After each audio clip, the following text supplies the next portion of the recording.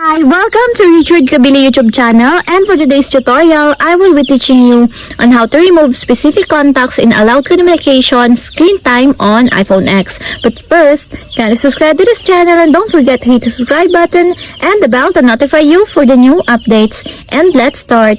Using your iPhone X from your home screen, first go to Settings.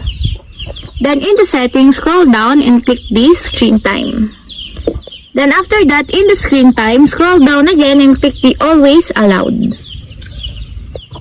Then after that, in the Always Allowed, click the Contacts. Then after that, under the specific contacts, go to List of Contacts that you were added. Then if you want to remove this part, just click this. Then a pop-up will appear, then click the Remove as Downtime Contact.